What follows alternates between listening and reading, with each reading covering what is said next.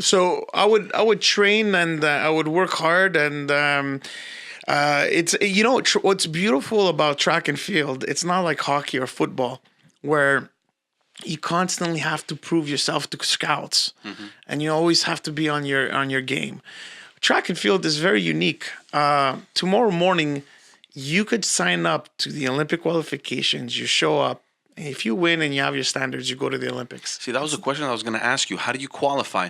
It would appear to me that there's a track record that you have to demonstrate, that you have to prove, some qualifying races. So just like anyone can just show up, race if you have good time. Anybody can just show up. You have to be a good member of standing of Athletics Canada. You register for $55 to compete at the Olympic qualifications. You finish top 2, you have your standards, you go to the Olympics. It's very, very simple. And for me, you know what's interesting? For me, I was 19 years old. I didn't have my standards leading to going into the Olympic qualifications. I remember it was in Vancouver and Victoria. And in my qualification round, I happened to run my standard. Had I not run my standard in the qualification round, then it probably wouldn't qualify for the Olympics. Wow.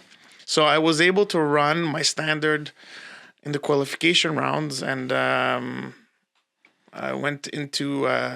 There was only 2 sprinters that had the standard. It was myself and Bruni Surin. Yeah. And that's it. I got announced.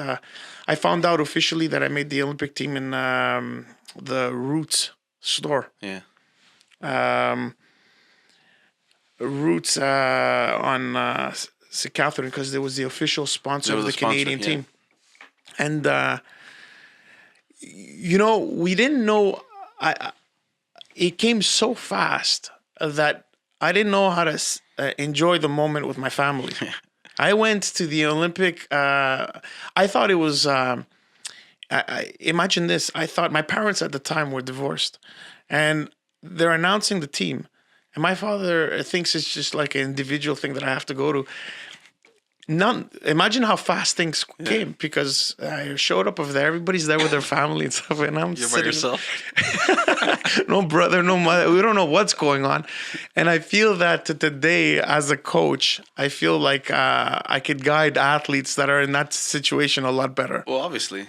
You've been through so much. So, but leading up to that point, there was still training. I mean, you met this person that you mentioned.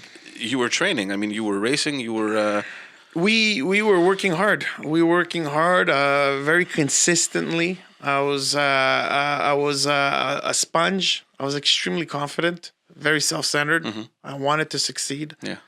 And I think some of those qualities are necessary if you want to do sprinting in individual sport. So I was really open to the idea of learning, working hard. A lot of doubts, because I was entering a sport that it was a very difficult sport, and for some strange reason, not a lot of people believed in my talent or my will. And but you set short-term goals, and I started winning the provincials, and then I went out to Eastern Championships. I did very well there, and then after that.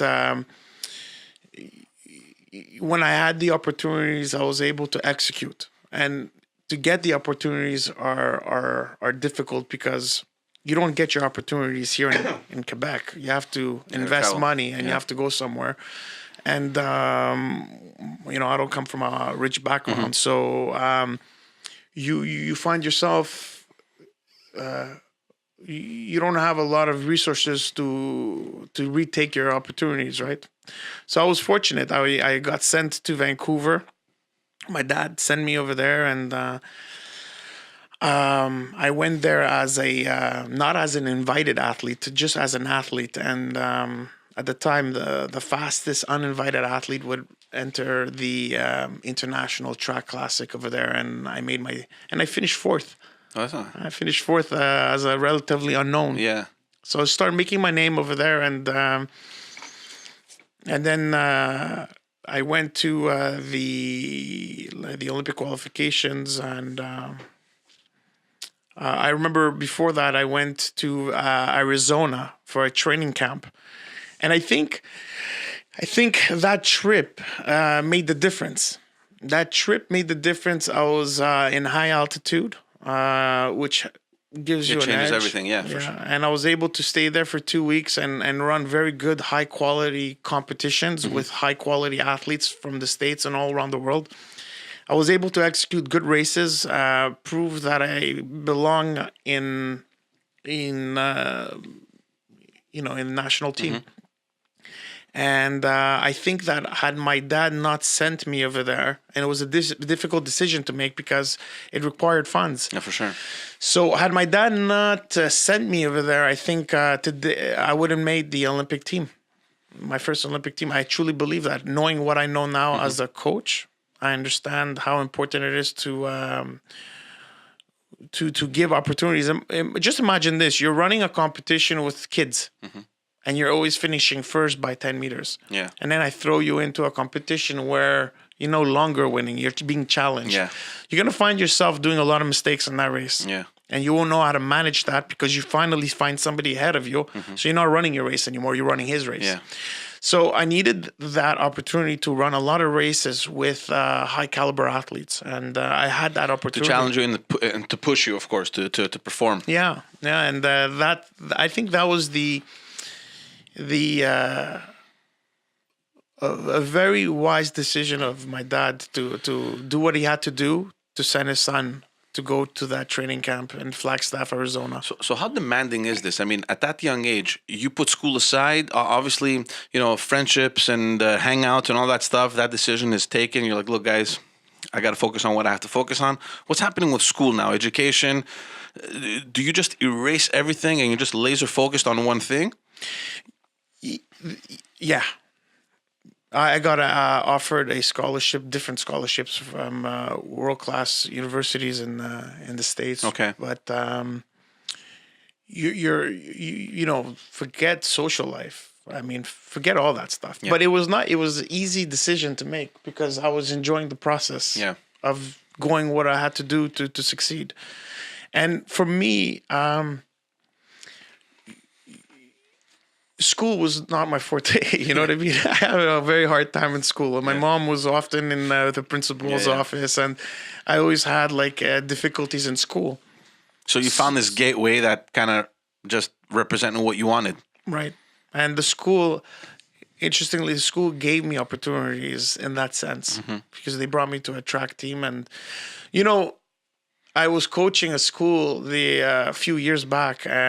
My gym teacher, who was the principal at that school, took me in as a head coach for the track team. And there was this kid that was there was a girl that was very receptive. She was coming to practice every single day. And she was, motivated, and she listened, and she was executing the trainings, and she was really engaged in her work. And then the school, some school personnel came up to me and says, this person's not going to come to the track meet because she's lacking behind with her studies. Yeah. And I said, I fought all kinds. Yeah. I said, this girl is going to make the team, not because she was going to win, because she was not talented enough to win. But I feel that had that person had that kind of mentality towards me, I probably wouldn't have that opportunity. Yeah.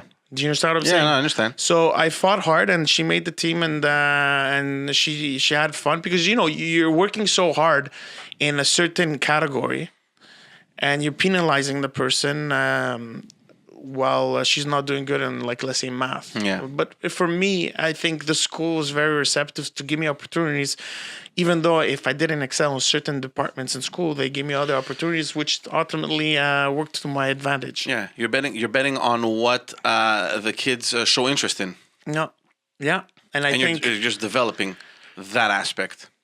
You said it the best. Yeah. Give opportunities to to people that are show interest and a desire to succeed. I think that school has given me that. You mentioned before the difficulties in funding and in supporting everything financially. This is what's crazy. I was doing some research, and I honestly thought that amateur athletes were underfunded, and for the longest time, I thought the government could be doing much better. And I did some research and realized that Canada actually does fund amateur sports, and I thought the opposite was happening in the U.S., where I thought they were dumping loads of money into amateur sport, and it's not the case. The U.S. government doesn't give as much money as our government does. Of course, the big difference is that they have all these corporate sponsors. So, I mean, in your case, how does this work? Is Sports Canada involved? I mean, are you automatically taken under the wing of the Olympic Committee? Are you required to get funding? I mean, how does it work? Okay, so it's a good question. So, first of all, the American system, how it works is that it starts through college. And you have world-class facilities, world-class coaching, world-class everything. Mm-hmm. And they offer opportunities for these athletes to succeed with amazing competitions. It's just a complete different world. When they succeed and you're breaking records and you're amongst the best in the world, do you think these people need help? Probably not. They're going to make their money through sponsorships and races. Yeah. But the thing is, on the contrast, in Canada, we don't have these world-class facilities and educations and scholarships But that's coaching. Mysterious to me because, we have the corporations over here. There's some big ones that actually help. They give money to Canada's Olympic Committee. Should we be demanding more? No, where I was going with that is that when you have a talented kid, he needs support because he shows potential. Mm-hmm. And when you bring him, like I'll give an example. When I beat Tim Montgomery, I had Coca-Cola, Reebok, I signed all kinds of contracts. I didn't need support from, desperately from the government. Yeah. Because I made it. Yeah. So the system is you're supporting an athlete when they reach a certain level. And I think what's important is to help an athlete to get to that level. Yeah, the development process. And then you sing for your soup. Then you try to be marketable. You go out there and you try to get sponsors because you have potential and But for me, I think there's a lot of cases like myself where there are super talented athletes in Montreal, and they just simply never pierce through because of financial difficulties. I truly believe that. To develop themselves into because I was in a unique situation. I had parents. Well, I had, for example, my father walk a mile long of broken glass to see his son succeed. I don't think a lot of parents would go through that process. My father had the wisdom to understand that what he sees is very, very, very unique. Mm-hmm. And what he sees is a problem. Yeah. Because now we have to find ways to support that. And a lot of parents might see, he is very talented, but we just don't have the means. Yeah.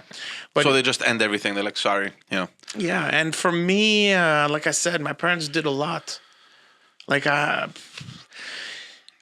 So, there's a lot of talented athletes that have and I think right now, slowly but surely, there's programs being in place to help to create to mold our athletes to create a successful path with less resistance to succeed.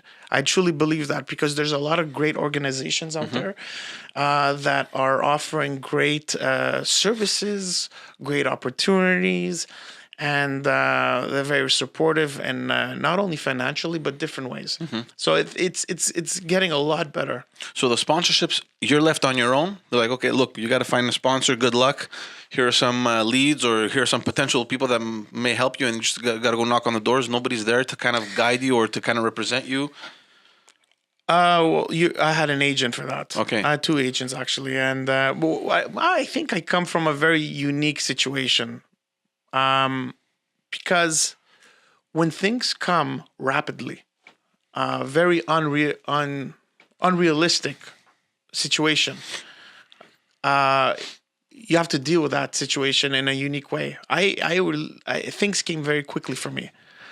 I saw Donovan Bailey 4 years later. I'm in the same team at the Olympic level. That never happens. It's not natural. Not. So for me, it was a unique situation. Things were coming so quick. And it was a good problem, but it was also a problem that was very hard to manage. especially at that age when you're not really used to any of this stuff.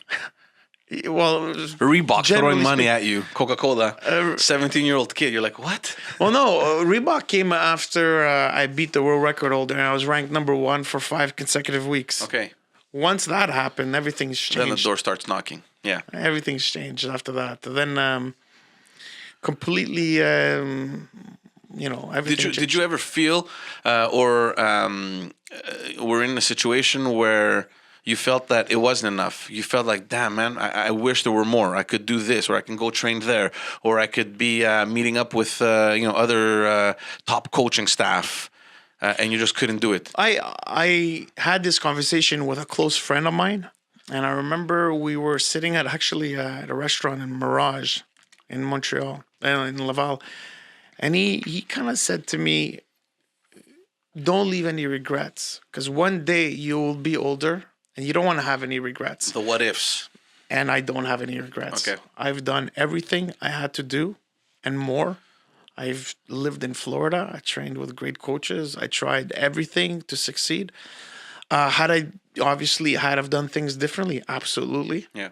Absolutely. In hindsight, I know there's things I could have done differently, but these are things that you don't want to think about. Yeah. Because to dwell on the past is very unhealthy for the person. So I tried my best at the time, knowing what I know. And everything, I guess, is part of a learning curve, right? And I mean, we've all been through different situations like that. And especially when you're growing up, sometimes it could be frustrating. You're like in your early 20s. You have a vision. You want to go get it. Things aren't happening. You don't have the mental capacity to tell yourself, okay, look, let's just process this. This is part of the learning curve. Let's take it all in, reassess, get better. Were you at that stage in your life where you had that kind of mindset, or there was like a lot of frustration? You're like, damn, why isn't this happening? What? Good question. I think two things. When you're young and you're chasing a dream and you're ultra confident, you know what I mean? You don't care about all this, the hurdles and the obstacles. You're just extremely confident. Yeah. You just go through the storms, the ups and downs. You just go and you're relentless because you want it, and you have this. You know how teenagers are. You walk around like you're the shit, and that was kind of like what I resembled. I really wanted it, and nothing could stop me. I was very confident, very. I see some pictures of me or videos. I was really, really like when you want something so badly. You find ways. You find ways, and but I think to answer to your questions a little bit more precisely, I think it would have done me very good if I had a coach that was able to concentrate all this energy very precisely in one direction. And because when you don't know sometimes what's right and what's wrong, and you don't have a coach that's able to understand and be more like a psychological coach, you know what I mean, and motivate you and guide you the right direction and focus that energy where it matters, I think the outcome would have been better in terms of results. And because you know what I mean? I was not from a family, a background. My family was not really involved in sports. We're not doing organized sports. My father, my mom, so I was only being guided by certain people locally. Yeah. But they did the best that they can, knowing what they know. Yeah, right? Of course. But I think had I been a little bit more supportive, psychologically, I think it would have been an advantage for me. So how does the coaching work? You have a separate coach for yourself. There's how many athletes running in the team now? What do you mean? How many athletes? With you had what, 5-10 sprinters? We were in sprints, in the relay and everything, between 6 and 7. They each have their own coach, depending if they're from the same club. It depends. For me, I was from for example, Donovan and Bruni had the same coach. Yeah. They're living in Austin, Texas, under the supervision of Dan Paff. Yeah, okay. I was in Montreal. let's say Priya Brown at the time was training in Mississippi with another coach. Yeah. So they're like scattered apart. But when we get together, we try to have a collective goal and try to do it. Try to win the ultimate. The coaches, they follow you guys, or the Olympic Committee has like kind of a more centralized team, and they're like, okay, now we're taking over here. Thank you guys, and the coaches try to follow. The problem is that the Olympics, it's extremely guarded. You need accreditation and credentials to enter certain places. Okay. And most coaches that are not part of the national team don't have those credentials. No so way. They're sitting out on the sideline. The only time they can make an exception is the day of competition.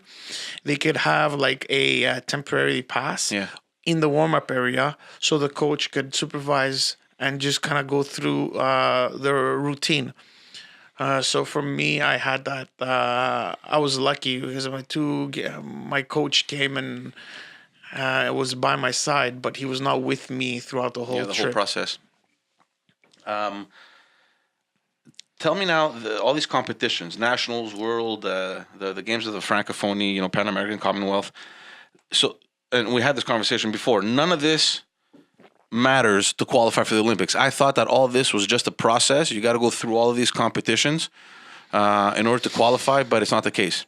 No. So you just run them because you're part of the team, and the team needs to send the representatives, or the right. You do get funding when you're a national athlete. You do get funding, which is about $1,500 a month.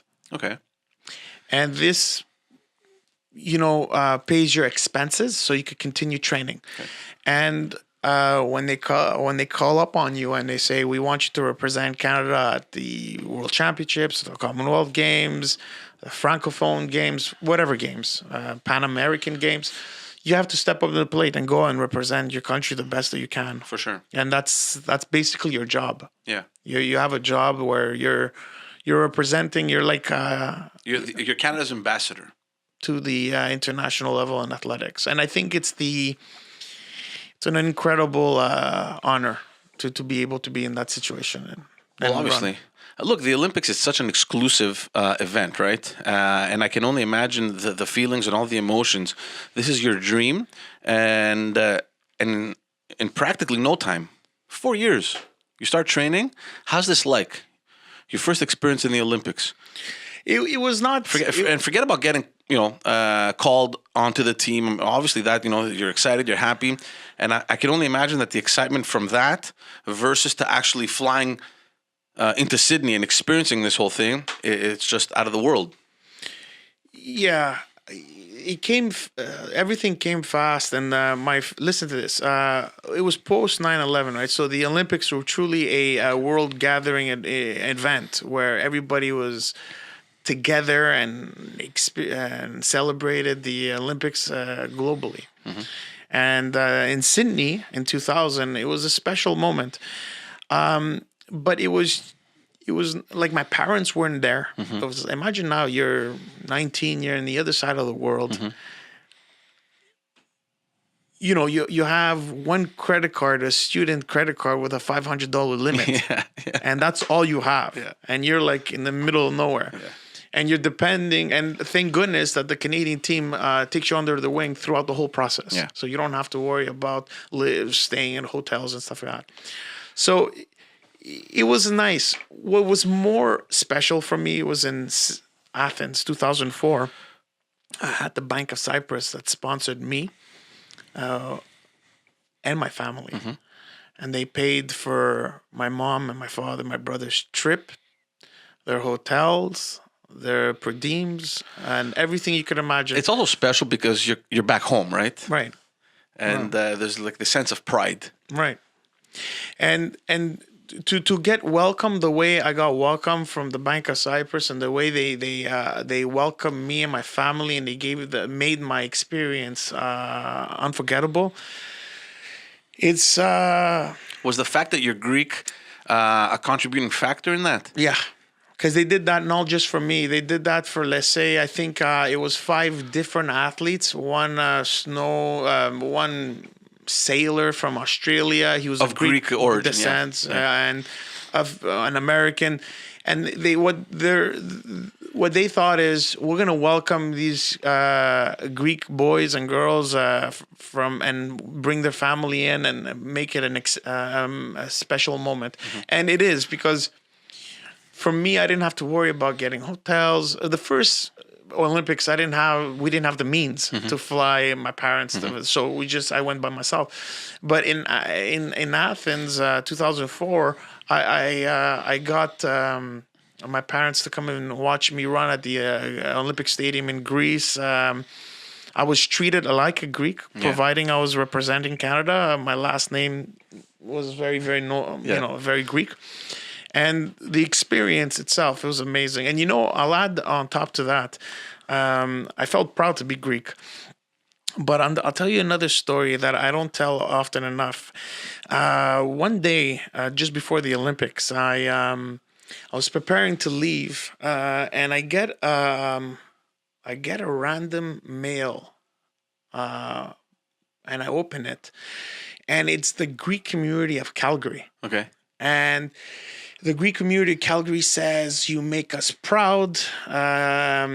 We had a small fundraiser. We raised some money for some cause, and we had a little bit of extra. That's amazing. Yeah. And we issue you $1,500 for spending money while you're in Greece. And it's amazing. That's amazing. Just on their own. Just on your own. their own initiative. And you know what? It's. I never had a chance. When you're on top of the world and you're doing extremely well, and you don't have, you're a young guy, you don't appreciate that gesture, not until you're 38 and you start realizing, fuck, I should have reached out to them and sent them something, which I didn't, because at the time everybody was giving me things. Yeah. And you feel like what's the word I'm looking for? There's a sense of entitlement. Yeah. Because now, you guys were not there. Now why should I go and break my head? You want to give it, you know what I'm saying? Yeah. I had the wrong mindset. Yeah. I had the wrong mindset. And today, there's certain moments that I would have done things differently, and especially those moments. Because even though I didn't, you know what I mean? I just felt that I should have done something to show my appreciation, and it's too bad I don't know who they are. Yeah. I don't know. That is too bad. So I'm pretty sure I have, if I go through my box of memorabilia, I have the letter. But I have like boxes and boxes and boxes of them. I checked. It's too bad. But it's still nice to think that, just random people, communities or organizations are looking at you and they feel the sense of pride. And obviously the fact that you're going to Greece, I mean, that's just spectacular. See, we're raised over here. My bedtime stories weren't Little Miss, Red Riding Hood or whatever. My father used to read us, stuff from, the mythology and, Spartans. my bedtime story was, the Trojan War, like different myths, and the Olympics for us at my house was just something spectacular. For us, it's like the biggest achievement any athlete can attain, right? And just the fact that you're there is special, and the fact that it's happening where it initially started, I think that was a special moment for any Olympian. I think going to Greece. Oh yeah, and especially people, athletes such as yourself that have the Greek origin. You're going back home. I mean, it's huge. You want to hear something funny? My father never missed a race, ever. He was present. He drove 8 hours. He did what he had to do to see his son compete. After the Olympics, he saw me compete in the Olympic Stadium in Greece. And he just completely lost interest. He never came to watch me race. And I once approached him. I go, how come you're not coming to watch me race? He goes, Nick, when you see your son run at the Olympics in Greece, and you're in the stadium. It's the top. Fuck, you want me to come now to Quebec City and watch you run? You know what I'm saying? Yeah. He's not. I lost interest now. Good luck for everything. Yeah, there's a sentimental feeling attached to all this, and he's like, "What am I gonna go now? Drive to Toronto for 5 hours to go watch back to Greece, and I'll come." You know what I'm saying? I lost interest, and I don't blame him. Because it's the like, what is it? You can't go any higher than that, right? And how do you control your composure? How do you control the emotions? How do you focus? I mean, we're going back to what we were saying before. You're still a young guy. Emotions are just flying everywhere. You're back home. Your family is there. There's so much on your shoulders. How do you just zero in on what you need to do? I do conferences, and as I go around and talk about things, I start realizing things. It's almost like therapeutic. By talking to your experience, you start to understand things better. Yeah. And when you are your back is against the ground, against the wall, and you need to succeed. That was my situation. You know what I mean? And I'm not. I used to keep these things secretly, but I talk about it now because it's who I am and I'm proud of who I became, right? And when you're in the situation where you have no choice, you know what I mean? Yeah. You just find ways to go through, and you're very, very focused. Believe me, extremely focused. When you have no choice, where, you know what I mean, you have nothing. Everything, you know what I mean? Yeah. You reach rock bottom, and this is what you have to do. Yeah. Because I was in that kind of situation. 6 months. I remember one day during 2002 holidays, right? I went from trading in my petrol points for egg sandwiches during the holidays. Yeah. That's the reality of where I come from. Yeah. And when you go from that to being 6 months later amongst the best sprinters in the world, and I love telling this story because it's a funny story, and you find yourself in a very chic restaurant that Reebok brings you to celebrate your world championship performances, and some guy approaches you, and he knows who you are, and he starts talking to you, and I'm very receptive. I'm talking to him, and I'm having this beautiful conversation. I'm asking him what he's doing. I have a two-way conversation. I have no idea who this person is.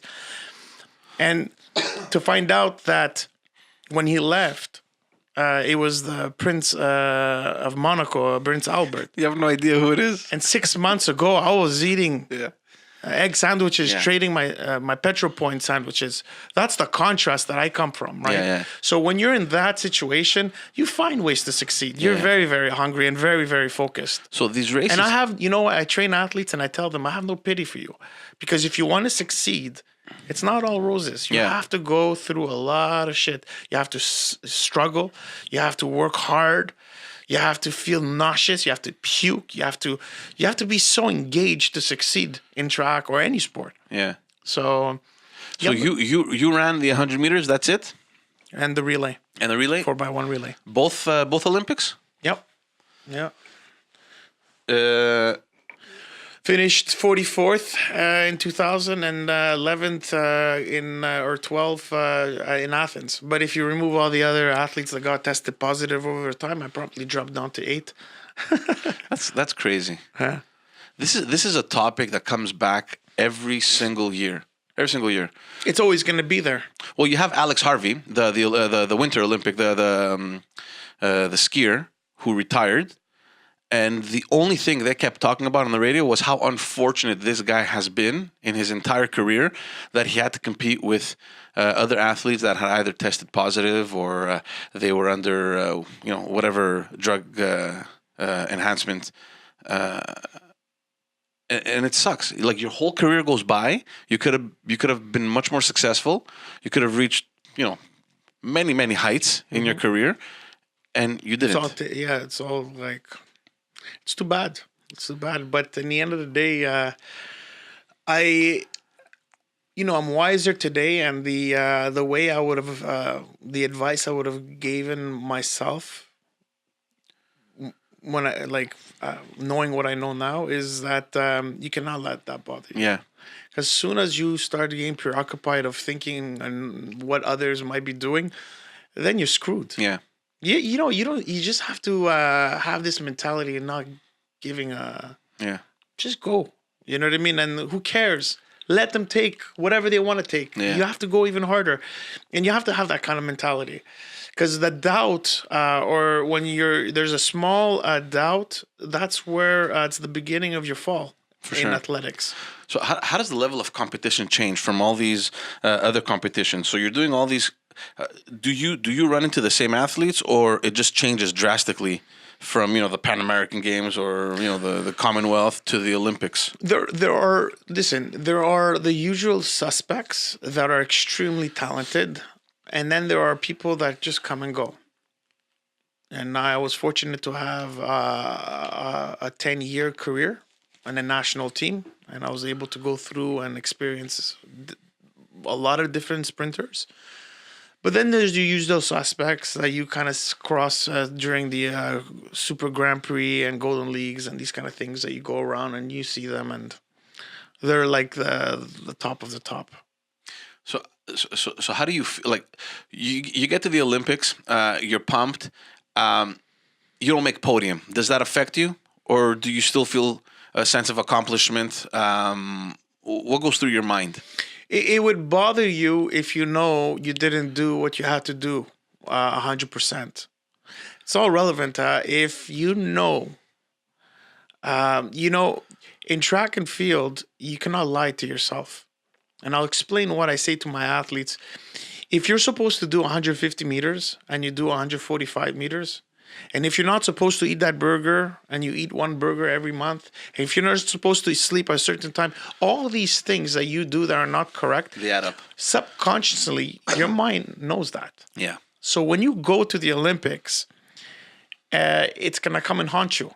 Because when there's 100,000 people in the stadium and you say to yourself, am I ready? Had you cut corners continuously leading up to your preparations, you're going to say to yourself, I'm not ready, because you don't lie to yourself. Yeah. So in the end of the day, I understand that very, very early. I give 100%. Yeah. And that's what God gave me, my natural talent. The way that I was able to do, I gave him 100%. I didn't win a medal. Yeah. But I know I did it honorably, and I know that I did my 100%. How does all the media attention play into this? It's positive. It's positive. I used to kind of get entertained by getting trashed a little bit by the media. Yeah, because you think about it, you're how many racers, how many sprinters racing in the 100 meters in the Olympics? Not many. 100? No, from Canada. Two. So you know that all media is just zero focused on you two. Okay. Sometimes 3, depends on the circumstances. But yeah, you and. Unfortunately, sprinters get more exposure than a steeplechase runner, so that's the reality of the sport. But I felt it was nice. I mean, the media has always been fair with me, extremely fair. You never felt pressure? They're very fair. They reported me. They were good people. They wanted me to succeed. And when they felt like I was a little bit of a brat, you know what I mean, they would kind of like expose it. And when I needed them... even post a career of athletics, they were very receptive to me when I wanted to talk, promote my track club, and they're good people. You know what I mean? They gave me, and track athletes need exposure because otherwise, who would give you a dime if you don't get an exposure, right? So they have an important role in amateur sporting across Canada. It's important to underline the efforts of all our athletes, not just track athletes, all our athletes, because it gives the light in the end of the tunnel for those who work extremely hard, and it's important to underline their efforts. Very important. So the athletic career ends. You make news again a couple of years ago. You're running for politics. This is obviously something that interests me, particularly because of my background. How does something like this happen? I mean, I know I have an image. I have a pretty good understanding of why and how, but I want to hear your take on how this just occurs. How do they come after an athlete? So I think what happened was when I retired from track and field from competitive track and field, I've become very involved in my community. Yeah. I've been a board member at a terrific community center in Laval, Centre du Sablon, and I'm doing my 7th year. Okay. It was the best decision that I made because I was able to, it's the reality of life, understanding how things work. And giving back, I guess. Yeah, I mean, one of the things that I'm extremely proud of, very, very proud of, is that I worked for 2 consecutive years to raise money, and by doing a running event in Laval, and we raised money to go and buy a electric chair, so people with disabilities could go in and out of the pool safely. Mm-hmm. Till this day, 5 years later, 6 years later, it's still there, it's still operational, and people still use it. Yeah. And for me, it's an effort an energy that I invested, but it pays dividend even till this day. For sure. So I'm very satisfied with that effort that I did. In 2013, I was nominated as a Volunteer of the Year in Laval. I'm proud of that. Mm-hmm. I was always receptive to school systems, going out there and trying to promote healthy living and help any athlete that has any athlete that's an aspiring athlete that's looking to succeed in their own dreams. I try to help out and give them a word of encouragement. I was very, very engaged in my community, and I feel that in the municipality level, it's a great platform to amplify all the good things that you do because you have a platform. Mm-hmm. And I felt when I was offered that opportunity, I said to myself, they offered me one early into the spring of the election year, and the district that they offered me, it was a great opportunity, but I just didn't feel comfortable. I think you're going to represent something that's important to you, and I wasn't familiar with that district, and I just felt that, you know what I mean, I was not interested. Yeah. But then they offered me 35 days before the elections in St. Dorothy. Mm-hmm. And that's the district that I practically grew up in. And I have great memories over there. And I felt it was a great opportunity. This is 2012, right? This is recently. This is this past elections, last year, 2018. 18? 17? 17. Already 2 years. Yeah. 2 years. Yeah. Yeah? Yeah, 17. Man. Yeah, you're right. So this is recently, the past elections. And for me, St. Dorothy, I had it's an opportunity for you to get involved and represent the voice of the people. And felt one of the exercises that's most important for me. I feel like I'm campaigning already. I'm preparing myself. Already? What does that mean? Because I have to... you heard it here first. I'm campaigning already. I feel that by doing the exercise of going door to door and listening to people's concerns, it gives you a good understanding of you start prioritizing what's important. Yeah. And did you ever think that, okay, yeah, politics, that's something I'm gonna do, or did they approach you and then that kind of opened up a little? I got approached in early 2011 after my career, but I was not interested in that. But I feel I would never be interested to get involved in provincial or federal politics because I feel that other people could do that better, at least for now. You'd be surprised. Yeah. I'm telling you, you'd be surprised. I know. But I think, like I said, municipal. It's not. I love what I do. Right. It's not a. It's not a job. Well, first of all, municipal politics. You're the front line, right? It's all the services, and it's the proximity to the citizens. It's the closest proximity to the citizens. So it would make sense if you're involved at a community level and you're engaged. I think, I mean, based on my experience, it's not uncommon for parties to go and look for people that have a reputation or that are popular or that have accomplished certain things in their lives because it boosts their image, it boosts their popularity. And obviously, every party just wants to win, right? Right. So when you have, Nick Macrozonaris running in St. Dorothy, we went to get a national athlete, an Olympian, it boosts the image. But that's from the party's perspective. You understand? Right. And very often what happens is that the parties don't really brief, or they don't really give all the expectations to their candidates. Is that something that happened to you? Did they tell you, look, okay, this is the writing, good luck, ciao? Yeah, that's pretty much. I wasn't quite sure. I was learning how to campaign on while I was doing it, and I feel that in politics, it's very unfair the way it's structured, and I'll explain why. I had, and you probably, we could talk about that. Maybe you disagree with me, but for me, I felt it was a big disadvantage leading into that election because people that previously run have data of those who have participated in the voter turnout, in a sense where if there's 13 or 15,000 people that, and the participation was 4,000 people that voted, you don't know, you have a list of the people that voted, but you don't know what they voted for. Of course not, yeah. So, but when you have this information and there's so low voter turnout, you could target those who participate. Of course. And having this information. But you didn't have that? I didn't have this information. But that's strange. I didn't have this information. So I was knocking. You were wasting your time. That's what you were doing. Basically, I was knocking out of 10 doors, maybe out of 20 doors, one person votes.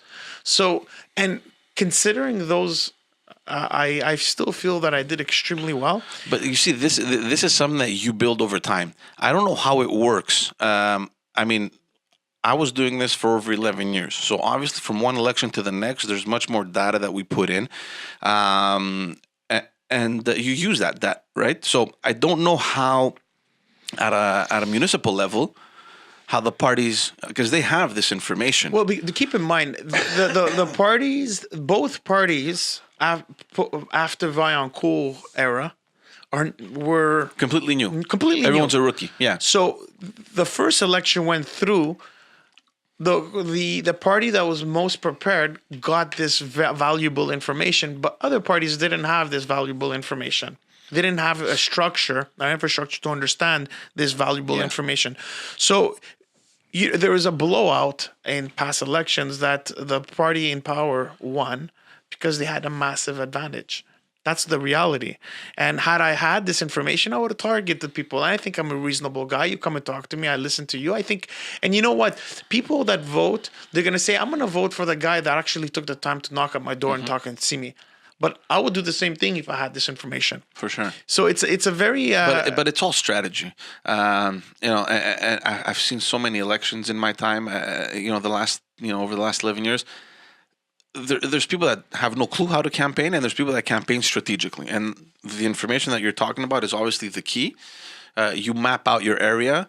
Where do we do good? Where do we do bad? You look at the statistics. Where did we come close? And there's different areas that you work. At the end of the day, the election is about bringing out your vote. It's not about convincing. It's too late to convince. I think people they either have their minds already made up, or following the national campaign, they're eventually going to make up their mind. But your goal, it's all about numbers. Who votes for me? Let's get these people out. And then where can we work on improving from the last election? Right. Right? I think I have a massive advantage now to the person who is going to run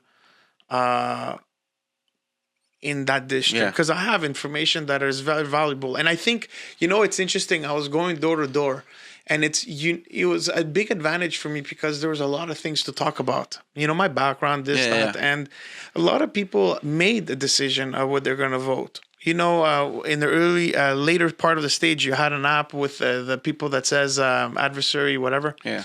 And I had it was easy for me to talk to these people and convince them to say, I enjoyed the process. It really was an incredible experience. I loved it. I was sad that it was over because I'm a people's person. I Yeah. like to be able to talk to them, and it's too bad because I think it's sad. I'll tell you why it's sad. You have a two-time Olympian who devoted his life in athletics, who I think understands things in a very, very unique way, and not once did anybody from the city contact me for some kind of advice on what we could do. Yeah. And I feel that it's narrow-minded. It's short-sighted Yeah. to not to be able to use your best in certain departments. So now we have people have never done sports and that's in charge of sports infrastructure Yeah. and programs within the city. And how could he possibly do good decisions if he hasn't devoted his life in athletics or in sports in Or general? at least consult the professionals. Maybe they have. Yeah. But the thing is, fair enough. I lost the elections, but I'm still open to. I was there for the right reasons to Yeah. help and make good decisions. But for me, it was fun. It was fun. I'm. Were you at all involved or followed politics before, or it just happened like as a surprise that they approached you? I think I was involved in a way where I was constantly getting invited throughout the years to the city hall, parliament as an Olympic athlete to recognize or photo ops and stuff like that. So I was involved in that sense, but not really in I didn't think of being in that situation where I'm actually running as a candidate. That never crossed my mind until the opportunity was given to me. And it was this, when someone gives you an opportunity, I'm a go-getter. I feel that it's a good opportunity. I think I could succeed in doing so if I were elected, and I just decided to go forward. And that's a decision a lot of people have a hard time with, because it's not easy to put everything on hold and start campaigning and start. It's a lot of energy and a lot of time that you have to put in. But especially if you don't come from, the environment. You're thrown into a campaign. Did you have a team? No, I didn't have nothing. But I will say one thing. For me, I mean, I said to myself, it's a twin sword in a sense where whether I get elected or not get elected, it's fine. I try my best. Yeah. And knowing that it was a very short window of 35 days to make an impact.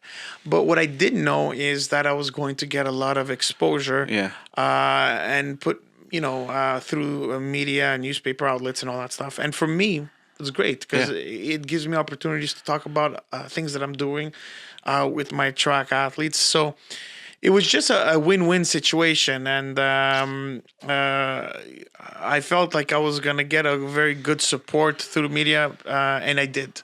I did even nationally. Yeah. And it was great. It was one of my advantages that I had. And is it something that you're going to explore again in the future? Is it something that you see yourself potentially getting into, or it's one of those things that you tried, you experienced it, and it's not more. I'm gonna that. get involved in the same district. I'm gonna get involved the same district, and I'm gonna run as a. So your decision is made. You're gonna be doing this again. Yeah, for sure. And I'm gonna do well. I'm convinced I'm gonna do well. I did very well in 30 days, but I'm gonna do extremely well now that I know. When are the next municipal elections? This is 2021? 21. Yeah, 21. Yeah. 2 years. So I'm gonna do very well because I feel that I got I was very receptive when I was talking to people. They invited me, and we had great conversations. We made friends. Yeah. You know what I mean? And for me, it was very natural. It was very natural. Mm-hmm. I had a great time talking to people. They were very supportive, and they voted for me. But I just needed more time. Yeah. And I needed to know who I'm going to see. Yeah. And I didn't have this information. Now I do. How many electors? How many people running in my district? No. How many electors vote in that district? Oh, it was 15,000. 15? And the third hour was only 4,000. 14,000. Electors. 4,000. 4,000 that voted. It's not good. It's horrible. But you know what? Look, I don't want to say it's normal, but municipal election traditionally has a pretty low turnout compared to provincial or to federal. Yeah, you see what's going on Facebook? Everybody's complaining about everything. Yeah. So, you know what I mean? I think if you don't vote, you shouldn't have the right to complain. Well, I think people are going to complain no matter what. But the more important thing for me is how do you get people more engaged, right? But, we were at the provincial level, so our participation rates were more or less normal when you're hitting 65, 70%. But when you're down to like 25, 30, 35 at the municipal level, you're wondering, where is everybody? Yeah. And I can understand how people can naturally think that, look, man, you're complaining all the time. Garbage isn't picked up, potholes all over the place. Bike lanes are blocked. The parks are in horrible condition. People think these things every single day. And you would think that people would come out and just exercise the vote, but they don't care. They don't care. There's like this huge disengagement in politics. Me, that's the one thing that always bothered me. I understand what you're saying, but at the end of the day, that's never going to change. Right. Problem is, how do you get people to participate more? Right. You understand? I think that's the secret of, But it was a great experience. I had no regrets. I'm gonna come help you out. If you run again, I'll come and give you a hand. I appreciate it, man. I'm gonna come give you a hand. We'll see what we can do. So politics are done. I follow you online. You're coaching youngsters. For me, that's awesome. What is that all about? This is your business now. Do you have it's not really a business. What we do, I started off doing it for fun, and I had my track club. We have a track club that's sanctioned and recognized by Athletics Quebec. And we go and we take athletes and we train them. And we teach them the fundamentals of running and competing and becoming great athletes and great managing their schedule, managing their school schedule and working hard and building this discipline that is required even after athletics, right? And, we work hard. I have two athletes that are flirting with the possibilities right now, very realistic possibilities of getting a scholarship in the States, which is, $250,000 US for education that's paid, and your trips and your competition, your huge coaching. It's a huge thing. And for me, what's gratifying is that when they come back from schooling and they contribute to society and good people, you're doing your part to do an impact in a certain way. And I enjoy that. Yeah. I enjoy that because I devoted my life in athletics, and I have right now many provincial champions. I have two national champions, the fastest boy and girl in the country from my track club. I'm very satisfied with the performance. So what's the age here? How young are they, and what's the youngest? What's the oldest? We have different programs. We have a grassroots program because I feel that there's kids between 8 and 12 that it's very, very healthy for them to deplete their energy systems. It's healthy. They're full of energy, and you need them to go out there and run and burn that energy. So we have these programs for 8 to 12. It's a grassroots program. It's a very successful program. People seem to like it. And then after that, am I playing footsies with you? I'm sorry, man. There's something over here. That's right. And then we have a track program for competitive and recreational use. And that's where I spend a lot of time helping athletes become great athletes. And it's gratifying. And how many people total? We're about 150 members in total. Well, that's huge, man. Yeah. And then that's not counting all the after-school programs for Sport Etudes, because I also do work for baseball and football and these kind of things. Okay. Hockey. And we also work with guys that are elite athletes looking to get the advantage by improving their overall speed. Yeah. Which I know a little bit about how to become faster. So we work also with NHL players in the summertime. That's nice. Which is challenging but fun within itself because you get to follow their progression throughout the hockey season. So you I mean, your expertise obviously is more in track and athletics, What's the goal here? I mean, you want these kids obviously to excel, to have some sort of discipline, organize their lives. Is there a goal where you want these kids to reach, the highest athletic level? Compete Olympics. I mean, is that a realistic possibility? I mean, the kids that come into this program, are they just doing it because it's part of their after school program, or is it because they really, like yourself, want to excel at those levels? I never talk about potentially making the Olympics. Kids are smart. When you start telling them stories and they're a little bit unrealistic, right? They might lose trust on you. Mm-hmm. And although I feel there's a lot of kids in my club that could potentially make it very far in track and field, I don't just kind of like throw that off like that, right? I just tell them, try your best and run your personal best. And once you're running your personal best, I'll give you an example. For me, I went to a track meet in Mexico, 55,000 people, the best of the best in that competition, the world record holders in that race. I didn't go in with the intentions of going over there and winning the race. Yeah.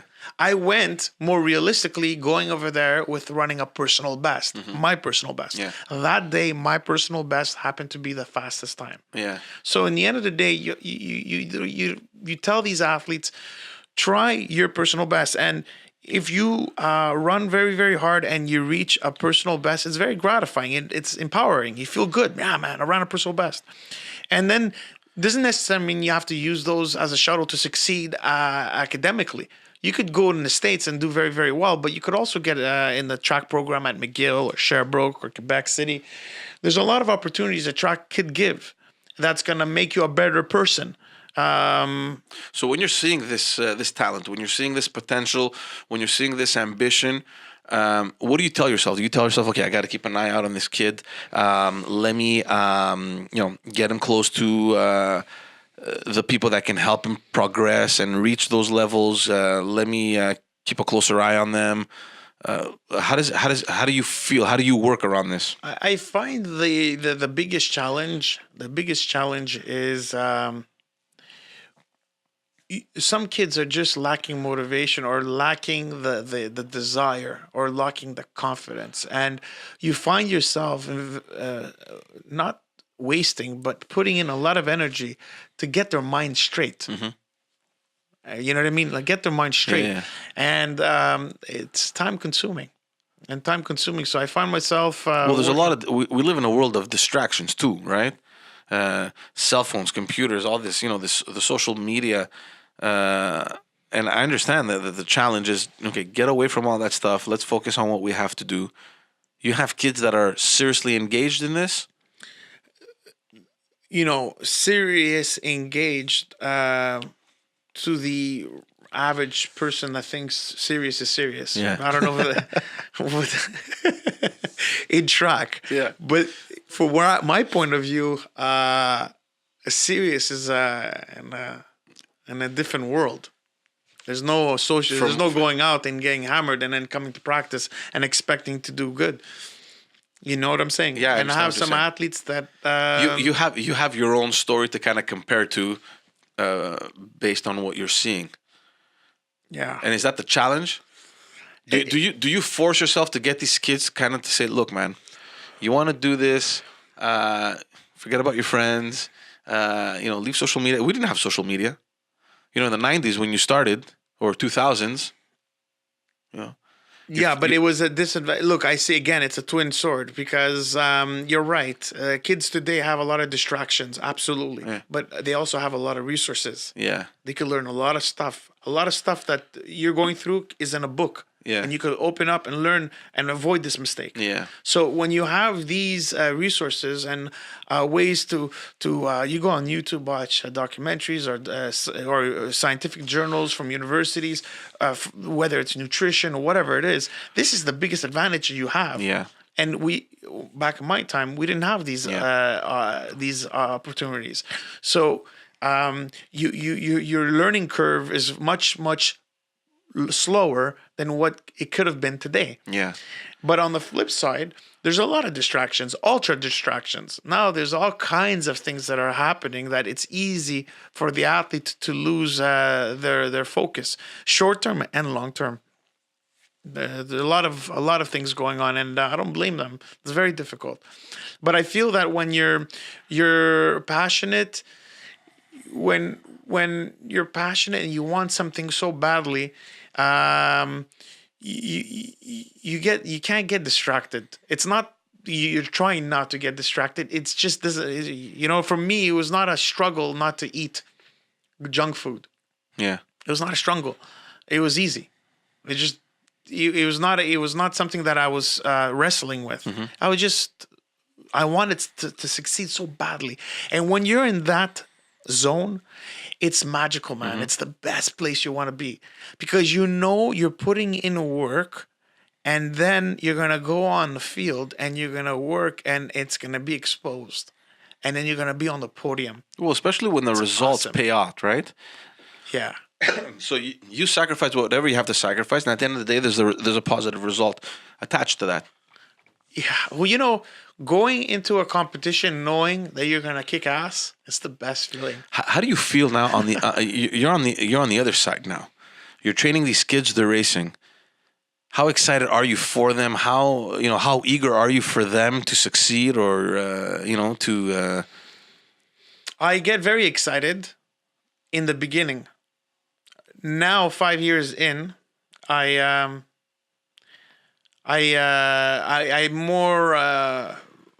get more excited when it's like, let's say, some very big important race to qualify, or some, then it's normal to get excited. But it feels good going into the competition knowing that the athlete's prepared, because they're going to run fast. You know it because you do your tests. Yeah. And what he doesn't practice or she doesn't practice will resemble pretty much on the track. Yeah. And amplified by 5% because, competition, people are watching, adrenaline is kicking and things are going well. They're going to fire faster. They're going to become better. So, and when in practice things are not going as planned, then you probably are less confident that they're going to do well. But sometimes athletes have the eye of the tiger and they just perform when they have to perform. Whether they're in shape or not in shape, they just become warriors. And that is the difference of going far in track and field and not going far. How much of what you do now is a result of things that you either didn't do when you were competing, or, things that you did well? Say that. Like, how much of what you do, like everything that you give to these kids, okay, all the knowledge and everything, how much of that comes from your own experience? A lot. Yeah. A lot comes from my experience. I'm unique because I lived in Ottawa, I lived in Edmonton, I lived in Florida, and I've worked with great coaches.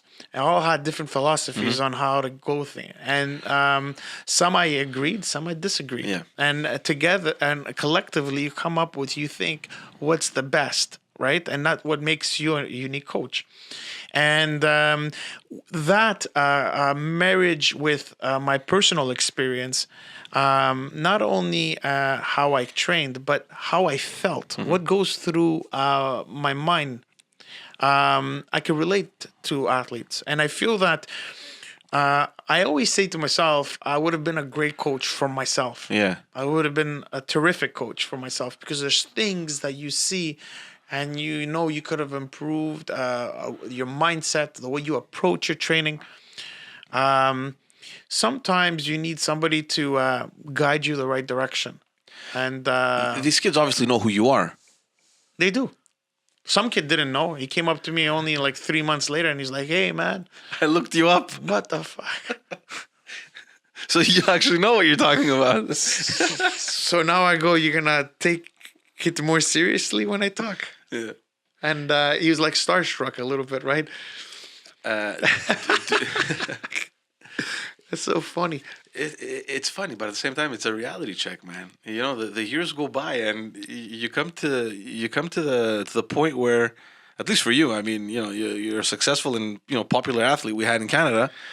You think that any 12-year-old would know you. And I'm going to tell you, no, they don't. Because I tell them, it's a funny story. I'm sitting over there telling them a story about Donovan Bailey and Michael. Who's Donovan Bailey? Not even. I was saying Donovan Bailey, Michael Johnson, they ran 150 meters to see who's the fastest man in the world. And I'm explaining the story, and they're all looking at me, mesmerized. They're like, wow, Lord.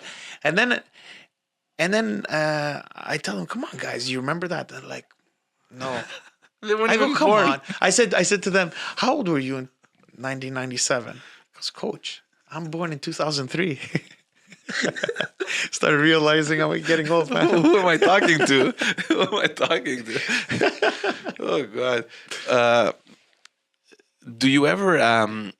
you obviously have a lot of contacts in the industry. Any former racers or anything? Do you bring these people? Does anyone help you out? Do you tell them, look, like Bruni, for example, right, come over, talk to these kids, or help me coach them? Or do you utilize any of the contacts you had, or any of the coaching staff, or even athletes? Well, look, I think one of my advantages right now is when I go door to door, when I go to knocking at doors and asking people to get involved. I feel that I have a credibility of what I'm talking about, right? If a two-time Olympian says, "Hey, this is what I'm trying to do. Would you be interested to hop on board?" Yeah. They're very receptive, based on of my experience. Bruni, sir, he's a very, very influential person in track. He's a Hall of Famer. I consider him a very good friend. He's coming on the podcast, by the way. He confirmed. I'm just waiting to get a date. I hope he says the same thing. We're good friends. We'll compare and contrast. But to me, he's I consider him a very close friend. But I do take into consideration when I'm in public with him, he gets solicited continuously. Yeah. And I don't want my friendship to be a thing where I'm constantly asking him to come and da-da-da. Yeah. But when I feel that somebody could benefit from it, he's very receptive to my when I ask him, you know what I mean? But I also don't want to abuse, you know what I mean? It's my friend. And but every time I ask them to kind of like have a chat with some of my athletes or go out there, and he's been very receptive, and I'm grateful for that. And I have other friends that are very knowledgeable in that field, very inspirational in different ways, and I try to keep my athletes surrounded by these strong and good people, because it's gonna rub off them, right? And they're gonna find motivation to do their best. So I do have great friends. Well, it's crazy now, because you're at that position of mentorship, right? I mean, you're taking these youngsters. Some are just doing it for fun. They just want, the extra exercise, or, it's part of a school program. And then some, you probably see the potential, and you have to kind of mold these kids, and they look up to you now, right? Yeah. So it's a huge responsibility. I think it's beyond track. Sometimes I have some athletes that got scholarships in the States, and for me, there's a kid that came up to me. He's an honor roll student, really, really smart, bright kid, hard worker.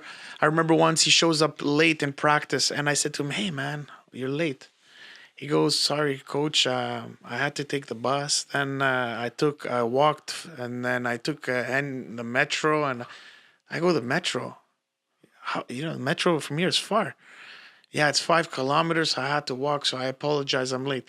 Imagine how determined that kid is. Drive. And he comes without an attitude. He apologizing. Yeah. So when to go back to his story, is he's an honor roll student, a very, very bright kid, and he's a great athlete, provincial champ. He's a provincial champion, and his story is, I said, "What do you want to be when you grow up?" He's like, "Oh, I want to be like a physio. And I said, listen, man, that's great, but you're honor roll student, very, very bright. I think you should aim a little higher.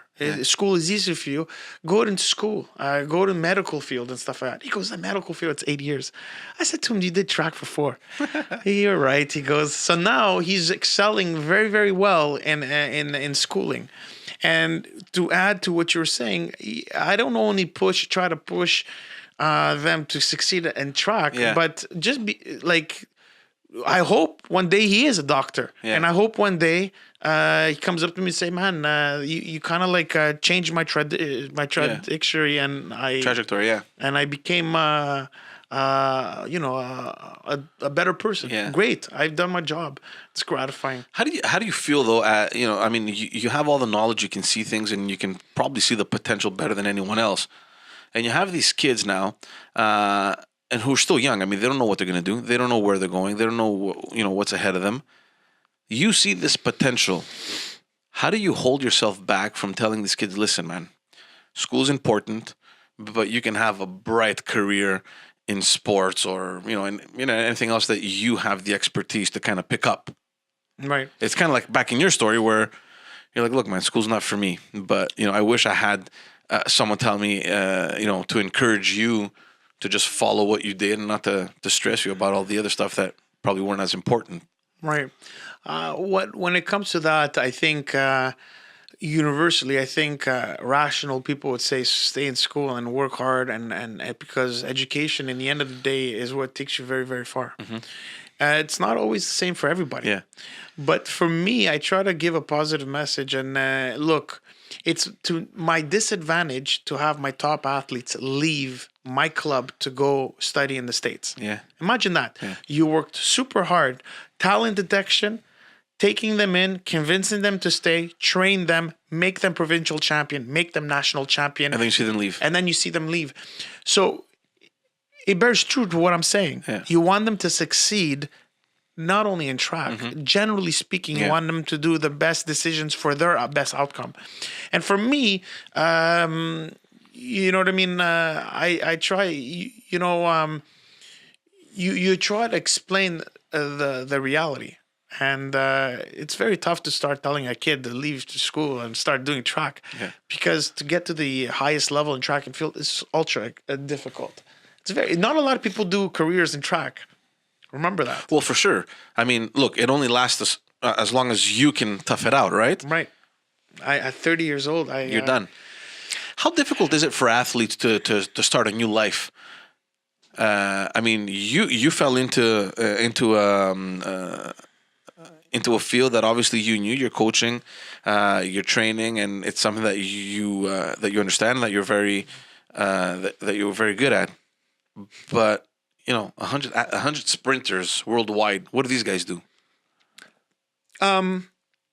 Look, because like you said before, right? Sports therapy. Yeah. I'm a member of the Association of Complementary Medicine, so I have a background in sports therapy. Okay, but I think generally speaking, when athletes retire from sports, and I don't want to degrade any other sports, but usually track and field athletes are very proactive. They find ways to do things. I follow my former teammates, and they're all doing incredible things. You know what I mean? They because track and field is a discipline, and it's not anything And then when you play a sport, which you don't play in track and field, but when you play a sport for so many years, I can understand how it could be difficult, right? But in track and field, the career is very short. Education is really based around performance. Yeah. Like in the States, you don't get a scholarship if you don't do good in school. Yeah. And typically, a career doesn't last 15 years, right? It lasts very, very short. So you have your run, you represent Canada, you move on. Yeah. And it's easy to do that transition. It's more difficult. Well, for me, it was easy. Yeah. Once when I retired, I went to New York for a road trip with my buddy. And I was at the hotel. I opened my bag, and I had a panic attack because I didn't identify my running gear or my spikes. And because I'm always in hotels, in traveling for competition, I would always be used to seeing my spikes. Yeah. And now, Where are they? what? I forgot my shoes. But then I realized I no longer run, right? So for me, it wasn't. It was generally speaking through my teammates. I don't see it too difficult. Yeah. But I could see how difficult it is when someone does baseball or hockey for 15 years or even beyond that. 15 professional, and then you retire. You could be a wrecking ball. You don't know what else to do. And you live so many stimulus that it's very difficult to recreate in an average Start lifestyle, over kind of thing. Yeah. And imagine you're in a stadium of 55,000 people celebrating your race, and then one day you find yourself in New York with no shoes. You don't know what's going on. Where are my shoes? You still follow the teams? Yeah, they're. I enjoy track. Track is fun for me. Whether I'm doing it or coaching it or watching it, it's it's a very funny sport. It's it's too bad. Did you know this? Listen to this. Did you know there's the sport that receives the most scholarships in the States? Which sport is it? Is it track? Yeah. It's track. Yeah. Beyond football, beyond all that stuff. Why? Because I don't know why, but I know that the Americans like the military approach, the discipline, time management, working hard, that kind of mentality. So track and field, every school in the States has a track, has a team, yeah, and it's a huge thing. It's part of it's part of their schooling, yeah. And it's everybody did track in the States. Everybody in college does track because it keeps them fit. It's a very unique sport. You suffer a lot in track, yeah, and that's why they give a lot of scholarships. Any up and coming athletes? DeGrasse is obviously doing well. He performed well. Who's up and coming? Any names that we should be remembering? Or is DeGrasse there to stay? He's probably the future of the track and field team, I think, in Canada. Yeah. He's a terrific athlete. I think to me, in my eyes, I don't know the guy, but I think what he accomplished. And he has a very unorthodox technique. I remember the last Olympics, a lot of the commentators were talking about how unorthodox his technique is. He has like a weird chicken finger, his arm goes a bit weird. But he's since corrected that. But in the end of the day, what he accomplished in 2016 on the Olympics, to me, knowing what it takes, and it's 3 medals at the Olympics, man, it's unbelievable. And you know how tough it is to run the 100 meters 4 rounds and then run the 300, the 200 meters another 2, 3 rounds. He ran the 200 too? Yeah. Oh, I didn't, okay. Yeah, I think he finished second. Wow. Yeah. I remember he kind of like challenged Usain. Oh, yeah. The tryout. That look there. And then they kind of like laughed. And it was like a iconic that guy's video a machine, footage. man. That Usain Bolt, man, it's just next level. You would think that with age you'd slow down. Right. How old is he now? It was his 4th Olympic, the last one, or the 3rd? I don't know how old he is. He's probably 33, 34. 33, 34.